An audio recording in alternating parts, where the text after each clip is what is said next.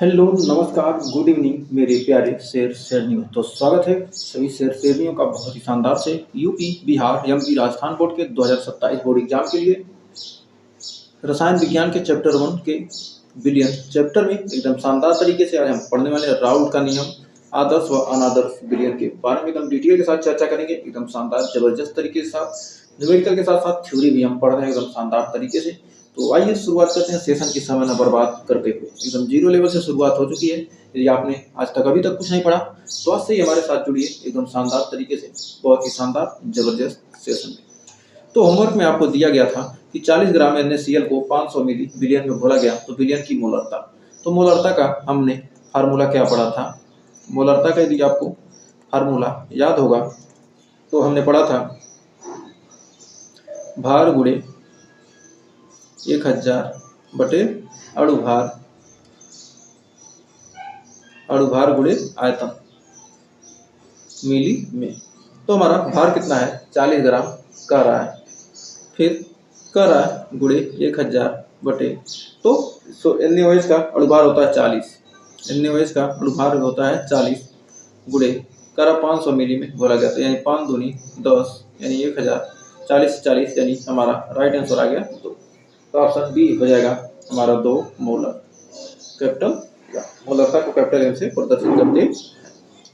तो हमें उम्मीद है यहाँ तक कोई डाउट नहीं होगा। तो एक और क्वेश्चन था कि चीनी वाष्पशील है कि अवाष्पशील है, कि दोनों है कि इनमें से कोई नहीं है। तो चीनी कैसा है? वाष्पशील है कि अवाष्पशील है? तो चीनी हमारा कैसा है? वाष्पशील होगा कि अवाष्पशील होगा? तो जल्दी से आप लोग इसका आंसर मुझे कमेंट बॉक्स में दीजिए। तो चीनी हमारा क्या है? अवाष्पशील है। तो चीनी हमारा अवाष्पशील है, नाम वोलेटाइल। तो हमें उम्मीद है यहाँ तक आपको कोई डाउट नहीं होगा और अच्छे से क्लियर हो गया होगा। तो आइए इसी के साथ बढ़ते हैं एकदम शानदार से जबरदस्त से राउल्ट के नियम के बारे में। तो आइए राउल्ट के नियम के बारे में जानते हैं डिटेल के साथ।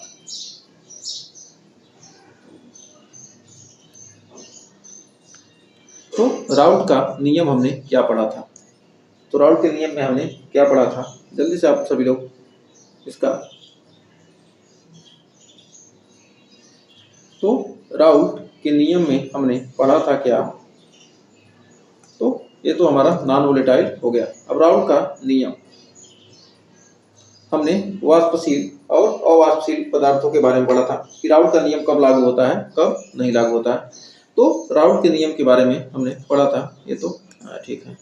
तो पहला हमने पढ़ा था पहले पॉइंट में, जब दोनों पदार्थ क्या हो? वाष्पशील हो। तो हमने राउल्ट के नियम में पहला पढ़ा था क्या? पहला पॉइंट लिखेंगे इसमें कि वाष्पशील पदार्थों के आंशिक दाबों का योग हमने पढ़ा था। वाष्पशील पदार्थों के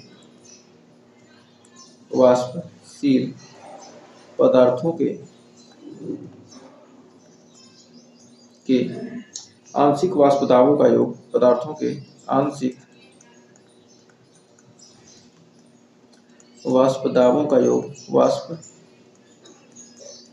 दाबों का योग क्या होता है? Pa plus Pb।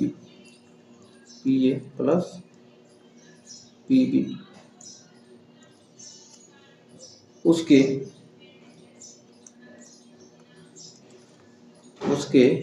कुल वाष्प दाब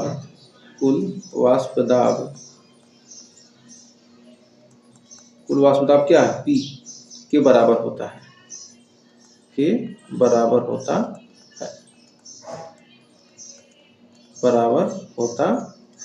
ये हमने पढ़ा था राउल्ट का पहला नियम, P बराबर Pa प्लस Pb। यदि आपको याद होगा, यदि आपने पीछे वीडियो देखा होगा तो। और फिर हमने दूसरा इसका नियम पढ़ा था कि आंशिक वाष्प दाब मूल प्रभाज का क्या होता है? सीधा समानुपातिक होता है। आंशिक वाष्प दाब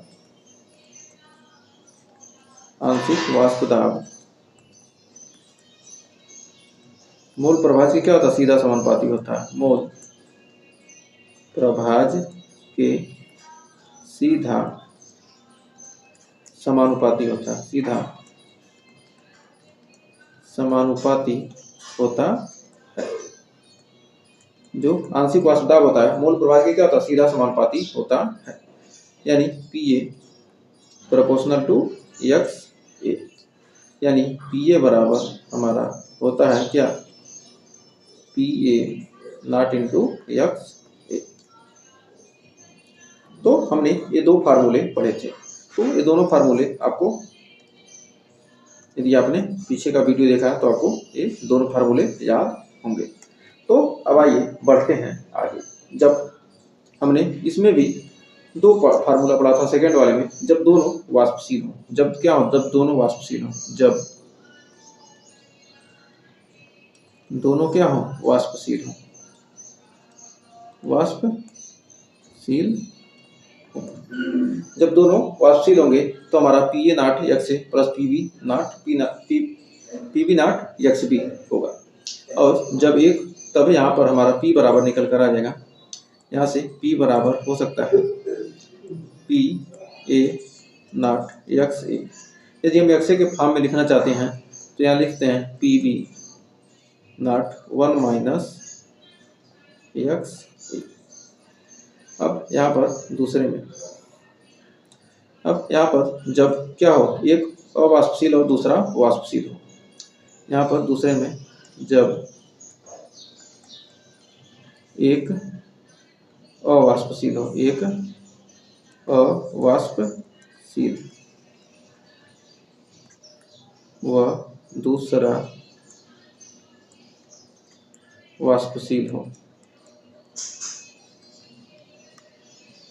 एक अवाष्पशील हो और दूसरा वाष्पशील हो, तब यहाँ से P बराबर हो जाएगा PB नॉट माइनस, अब इसका हम मल्टीप्लाई कर देंगे, माइनस PB नॉट XA। अब यहाँ से इसको हम इधर लाएंगे और इसको हम उधर ले जाएंगे, तो हमारा हो जाएगा PB नॉट XA बराबर PB नॉट माइनस P, और यहाँ से हमारा XA का मान निकल कर आ जाएगा, XA बराबर PB नॉट माइनस P बटे PB नॉट। तो हमारा यहाँ से XA का एक फार्मूला निकल कर आ जाएगा, जब एक वाष्पशील और एक अवाष्पशील हो तो हमारे XA का मान होगा PB नॉट माइनस P बटे PB नॉट। अब इस पर क्वेश्चन हल करेंगे। आपके एनसीईआरटी का एक क्वेश्चन, बहुत ही शानदार सा क्वेश्चन दे रखा है कि 350 केल्विन पर शुद्ध तरल पदार्थ A और B का वाष्प दाब क्रमशः इतना तथा इतना है। यदि कुल वाष्प दाब इतना है तो मिश्रण के मोल प्रभाज ज्ञात करें। तो मिश्रण के मोल प्रभाज ज्ञात करना है और एनसीईआरटी का आपका क्वेश्चन है। तो आइए इसका हल देखते हैं, एकदम शानदार तरीके से आइए इसका सॉल्यूशन देखते हैं। तो यहाँ पर हमारा दिया कितना, PA नॉट करा वाष्प दाब, करा शुद्ध तरल पदार्थ तथा B का वाष्प दाब क्रमशः 450, PA नॉट दिया है 450 mm Hg, 450 mm Hg दिया है PA नॉट, और दिया फिर PB not, PB not 700 mm Hg, और करा कुल वाष्प दाब, कुल वाष्प दाब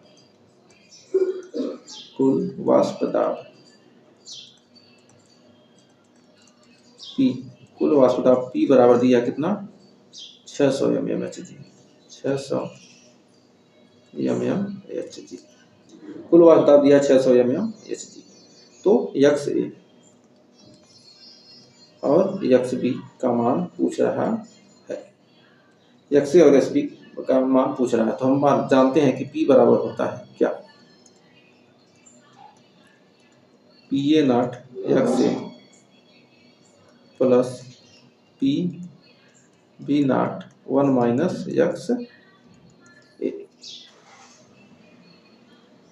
अब यहाँ से हम P का मान दिया कितना 600, P का मान दिया कितना 600 और PA नॉट का मान दिया 450 और XA का मान पूछ रहा है प्लस PB नॉट का मान दिया 700 और 1 माइनस XA का मान पूछ रहा है। अब यहाँ से आ जाएगा हमारा कितना 600 450 XA प्लस 700 माइनस 700 XA। अब यहाँ से 450 में से 700 XA निकल जाएगा तो हमारा बचेगा कितना, 700 इधर जाएगा, 700 को क्या करते हैं इधर लाते हैं और इधर लाते हैं इसको, 700 XA माइनस 450 XA बराबर 700 माइनस क्या करेंगे यहाँ पर 600 कर देंगे तो हमारा 700 में से 450 निकल जाएगा तो हमारा आ जाएगा 250 XA, 250 XA आ जाएगा। यहाँ 700 में 600 जाएगा कितना आ जाएगा 100। अब यहाँ से हमारा 250 XA बराबर कितना आ जाएगा 250 XA बराबर हमारा आ जाएगा कितना 100। तो यहाँ से XA बराबर आ जाएगा कितना 100/250 यानी 10/25 यानी आ जाएगा 2/5 यानी XA का मान आ गया 0.4। अब XA का मान 0.4 आ गया तो यहाँ से हम XB का मान निकालेंगे तो होता कितना 1 माइनस XA यानी 1 माइनस 0.4। तो यहाँ से हमारा XB का मान निकल गया 0.6। तो हमें उम्मीद है यहाँ तक आपको कोई डाउट नहीं होगा और अच्छे से क्लियर हो गया होगा। तो आंसर आपका निकल कर आ गया। तो आइए बढ़ते हैं फिर आगे। फिर अगला क्वेश्चन आ चुका है, कर यूरिया के जलीय विलयन का मोल प्रभाज। यूरिया के जलीय विलयन, हमारा ए यूरिया है और बी हमारा क्या है जल। तो यूरिया के जलीय विलयन का मोल प्रभाज XA दिया है इतना, यदि जल का आंशिक वाष्प दाब इतना तो कुल वाष्प दाब की गणना कीजिए। हमारा जल का आंशिक यानी बी पीबी नॉट का मान दे दिया है, जल का आंशिक वाष्प दाब, तो जल का आंशिक वाष्प दाब दे दिया है और यूरिया हमारा क्या है ठोस है, यूरिया हमारा ठोस है। जब यूरिया हमारा ठोस है तो ये क्या होगा अवाष्पशील है, अवाष्पशील है।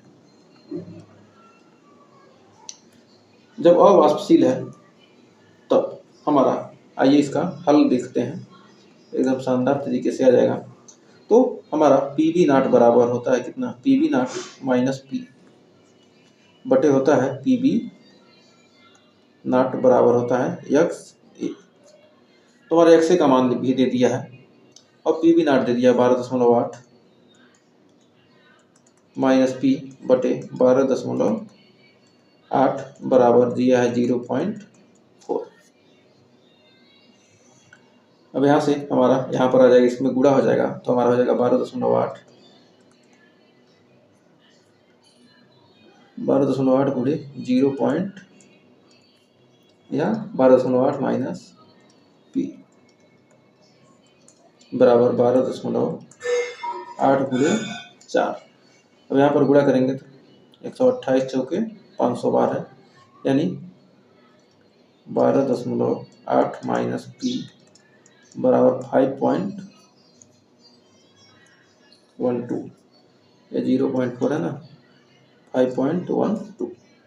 अब यहाँ पर इसको इधर लाएंगे उधर ले जाएंगे तो P बराबर आ जाएगा हमारा 12.8 माइनस 5.12 तो आ जाएगा 80 में से 12 जाएगा तो नहीं आ जाएगा हमारा 7.68। तो P का मान तो कह रहा कुल वाष्प दाब की गणना कीजिए, तो P का मान हमारा आ गया किलो पास्कल। दाब का मात्रक क्या होता है, दाब का मात्रक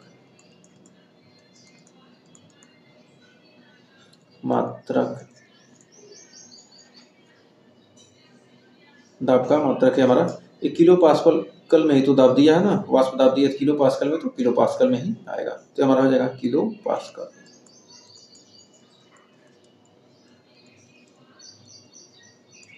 यदि पास्कल में देता तो पास्कल में लिखते, अब किलो पास्कल में दिया तो किलो पास्कल में ही लिखेंगे।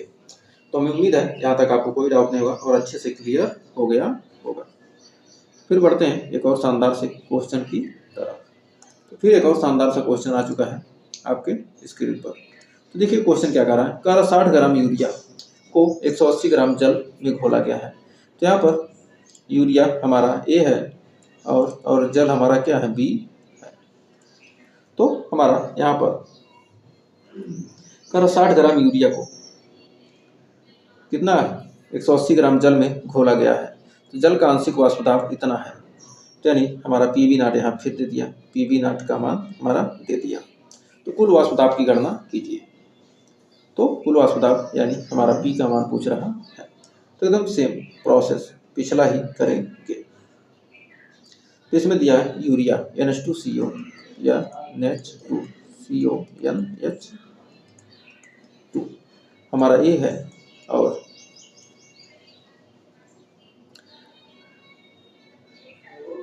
फिर हमारा H2O जल हमारा क्या है, बी है। तब हमारा इसका मोल प्रभावी निकालेंगे यक्ष से, क्योंकि हमारा यहाँ पर यक्ष का वैल्यू ही दिया नहीं है, यहाँ पर यक्ष का वैल्यू नहीं दिया है। तो हम यक्ष का वैल्यू निकालने के लिए क्या करेंगे, हमारा इसका हमारा भार दिया है, भार दिया डब्ल्यू दे दिया है कितना 60 ग्राम, और हमारा यम ए इसका यूरिया का भार निकालेंगे तो हमारा आएगा 60। यूरिया का भार हमारा कितना आएगा, 60 आएगा। और हमारा इसका मोल प्रभावी निकालेंगे, अन्य बराबर क्या होता है डब्ल्यू ए बटे यम ए, यानी 60 बटे 60 का मान आ गया हमारा 1। अब यक्स ए का मान निकालेंगे तो हमारा अन्य बटे होता है अन्य प्लस एन बी। तो हमारा अन्य प्लस एन बी, तो हमारा H2O का क्या है, हमारा डब्ल्यू बी दिया कितना 60 180 ग्राम, और एम बी हमारा जल का भार कितना होता है 18 है। तो हमारा एम बी का मान हो जाएगा 180 बटे 18 यानी आ जाएगा 10। तो हमारा अब यक्ष का मान निकालना है, तो हमें यक्ष का मान रहेगा तभी हम आंशिक वाष्प दाब निकाल सकते हैं। कुल वाष्प दाब निकालने के लिए हमें यक्ष का मान चाहिए। तो हमारा यहाँ पर रखेंगे तो अन्य का मान कितना है 1 प्लस एन बी का मान है 10, यानी 1/11 1/11 हमारा आ गया। 1 कितना आ गया हमारा 11 आ गया, यानी 0.09। अब हम कुल वाष्प दाब यहाँ निकालना है। अब सेकंड स्टेप में हम क्या करेंगे, अब सेकंड स्टेप में हम पी बी नाट, हम जानते हैं फार्मूला आता है पी बी नाट माइनस पी बटे पी बी नाट बराबर यक्स ए। हमारा यक्स इसमें दिया नहीं था तो यक्स हमें निकालना पड़ा, तो यक्स निकाल लिए। तब हम फार्मूला में रख के मान निकाल देते हैं। तो पी बी नाट का मान कितना है 784 माइनस पी बटे 784 बराबर यक्स का मान 0.09। अब इसको हल करेंगे तो हमारा निकल के आएगा 784 माइनस पी बराबर 0.09 गुणे 784। अब यहाँ गुणा करेंगे तो 784 माइनस पी, अब यहाँ से 9 चौक 36 कुछ है 9 72 3 75 को 5 75 को 5 9 7 63 7 70 और 2 अंक पे लग गया, 2 अंक पे दशमलव लगेगा ना 70.56। अब इसको पी को उधर ले आएंगे और इसको इधर लाएंगे तो हमारा पी बराबर आ जाएगा 784 माइनस 70.56, यानी हमारा आ जाएगा 44, 100 में 56 जाएगा 44, यानी यहाँ से आ जाएगा 3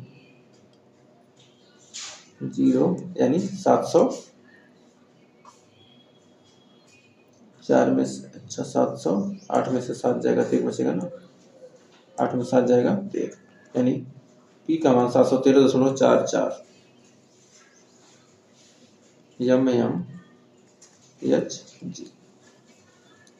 तो दाब हमारा कितना आ गया, mmHg में आ गया। तो हमारा ये क्या हो गया, आंसर निकल कर आ गया। तो हमें उम्मीद है यहाँ तक आपको कोई डाउट नहीं होगा और अच्छे से क्लियर हो गया होगा। तो अब आइए बढ़ते हैं आगे। अब जानते हैं आदर्श विलयन और अनादर्श विलयन किसे कहेंगे। जो विलयन राउल्ट के नियम का पालन करता है उसे कहते हैं आदर्श विलयन, और जो विलयन राउल्ट के नियम का पालन नहीं करते उन्हें कहते हैं अनादर्श विलयन। तो आदर्श विलयन वे विलयन होते हैं जो राउल्ट का नियम का पालन करते हैं, राउल्ट का नियम का पालन करते हैं। राउल्ट के आदर्श विलयन क्या कहते हैं, राउल्ट के नियम का पालन, नियम का पालन करते हैं, नियम का पालन करते हैं, नियम का पालन करते हैं। राउल्ट के नियम का पालन करेंगे तो उन्हें कहेंगे हम आदर्श विलयन। जैसे P बराबर हमारा हो जाएगा PA प्लस PB, P बराबर होगा PA प्लस PB।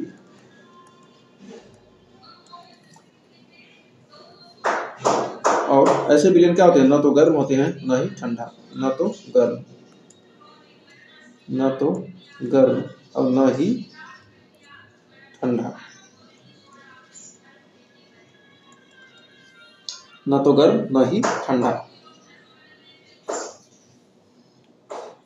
और इसमें A व B, जो इसमें A व B होंगे, A व B, जो A है और B दोनों पदार्थ, जो A व B पदार्थ हैं, A व B पदार्थ की संरचना व गुण लगभग क्या होते हैं, समान होते हैं। A व B, जो इसमें दो विलयन हैं जिसके क्या होंगे, संरचना व गुण क्या होते हैं, लगभग समान होते हैं। जब दो पदार्थ आपस में मिलाए जाएं जिनके क्या संरचना व गुण लगभग क्या समान होंगे तो वही क्या करेंगे, राउल्ट के नियम का पालन करेंगे। तो A व B पदार्थ, A व B पदार्थ, A व B पदार्थ, A व B पदार्थ, B पदार्थ की क्या हो, पदार्थ की संरचना व क्या होते हैं, गुण लगभग समान होते हैं, गुण लगभग समान होते हैं, लगभग समान होते हैं, लगभग क्या होते हैं, समान। दो पदार्थों को क्या कहते हैं, ना तो गर्म ना ठंडा करने पर भी क्या होंगे, उनके गुण लगभग क्या होते हैं, समान होते हैं। और ये क्या करते हैं, जो अनादर्श विलयन होते हैं राउल्ट के नियम का पालन नहीं करते, राउल्ट के नियम का पालन नहीं करते, पालन नहीं करते। जैसे हमारा P बराबर, दोनों के बाद क्या होंगे, आपस में योग बराबर नहीं होंगे, PA प्लस PB।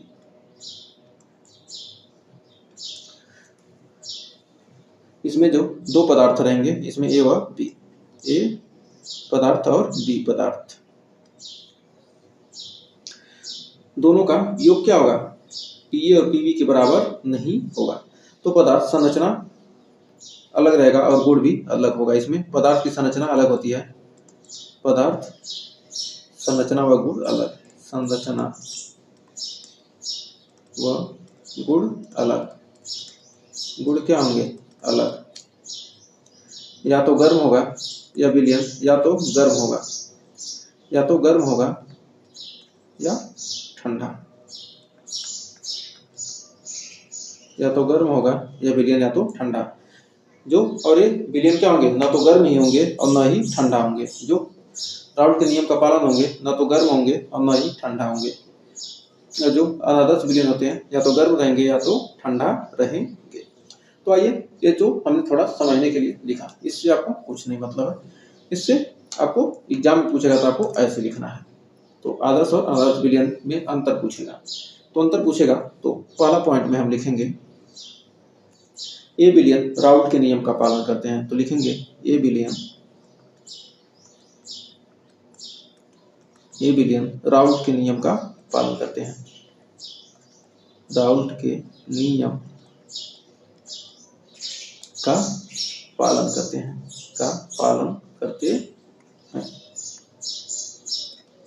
ये विलयन क्या करते हैं, राउट के नियम का पालन करते हैं। पहला पॉइंट, जैसे P बराबर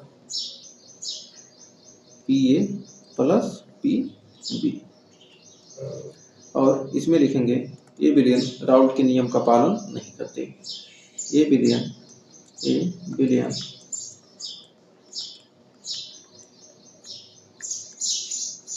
राउट के नियम का पालन नहीं करते, नियम का पालन नहीं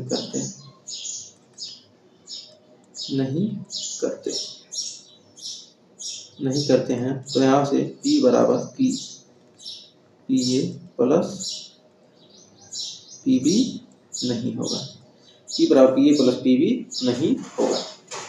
फिर दूसरा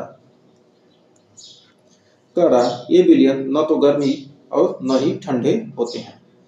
कह सकते हैं ये विलयन न तो गर्म न ही ठंडे बनते हैं, न ही ठंडे बनते हैं। न तो गर्म बनेंगे और न ही ठंडे बनते हैं, यानी कहने का मतलब है ऊष्मा परिवर्तन। इसमें क्या होता है, डेल्टा H बराबर हमेशा 0 होगा, मतलब इन दोनों के ऊष्मा में कोई परिवर्तन नहीं होगा, और इनके आयतन में भी क्या होगा, परिवर्तन शून्य होगा, यानी ऊष्मा परिवर्तन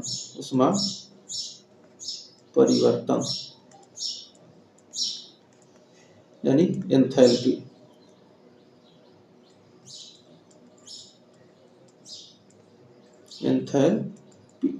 तो यानी इसमें ऊष्मा परिवर्तन क्या होगा, 0 होगा, यानी ऊष्मा में कोई परिवर्तन नहीं होगा, न तो गर्म बनेंगे और न ही ठंडा। कहने का मतलब ये है। और ये विलयन क्या तो या तो गर्म बनेंगे या ठंडे बनेंगे। ये विलयन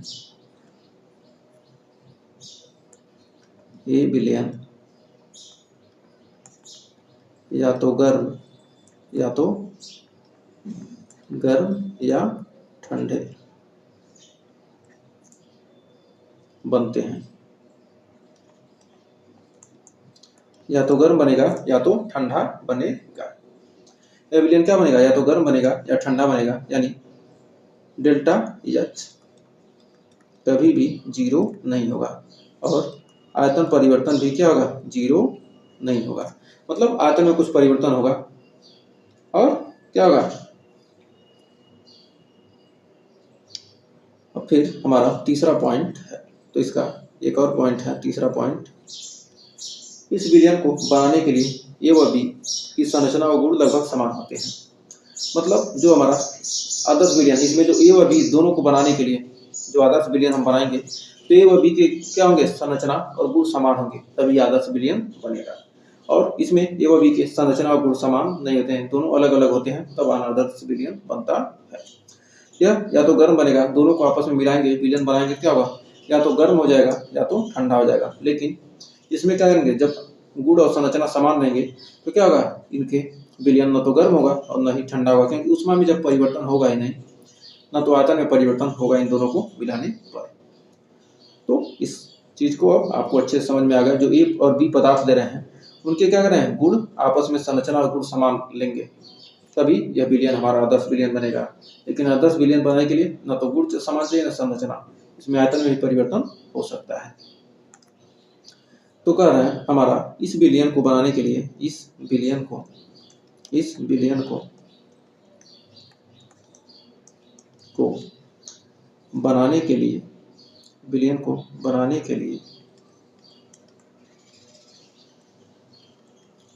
बनाने के लिए पदार्थों ए व बी की संरचना व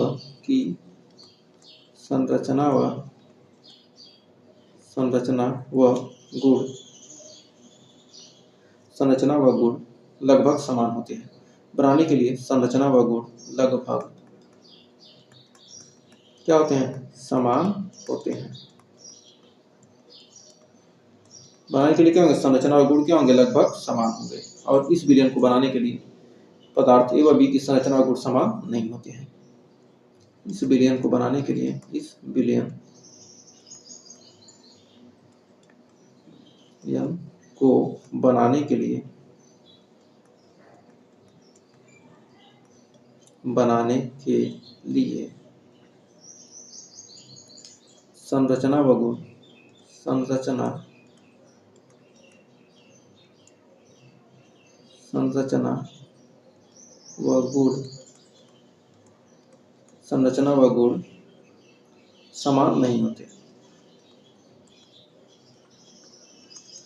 गुण समान नहीं होते। इस विलयन को बनाने के लिए क्या? संरचना और गुण समान नहीं होगा तब भी चलेगा। तो आइए आदर्श और अनादर्श विलयन के एक एक उदाहरण देख लेते हैं एकदम शानदार तरीके से। तो आइए एग्जाम्पल देखते हैं। तो हमारा आदर्श विलयन के लिए आदर्श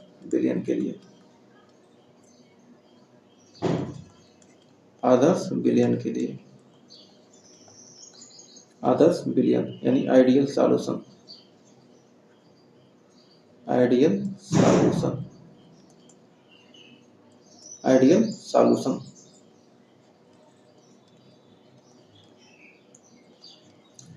सॉल्यूशन के लिए हमारा C6H14 यानी N हेक्सेन। C6H14 हमारा क्या है? हेक्सेन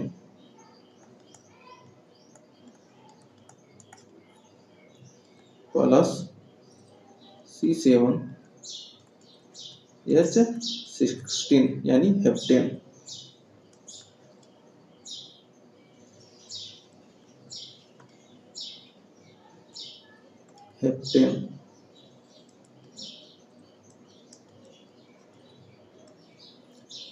तो इन दोनों का संयोग से हमारा क्या बनेगा? आदर्श विलयन बनेगा। या तो हम दूसरा ले सकते हैं बेंजीन और टॉलुइन।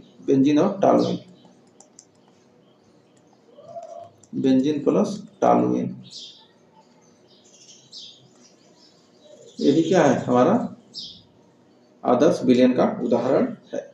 यानी इसके क्या है? संरचना व गुण क्या है? समान है।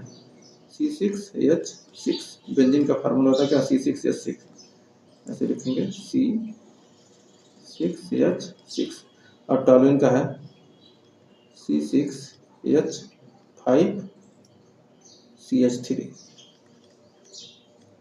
तो टॉलुइन और बेंजीन के फार्मूले। अब इसका दूसरे का एग्जांपल देखते हैं हमारा अनादर्श विलयन के लिए। अनादर्श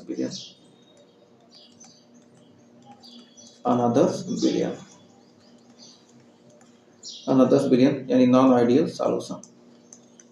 नॉन आइडियल सॉल्यूशन के लिए हमारा दो उदाहरण लेंगे। हमारा फर्स्ट है C2H5OH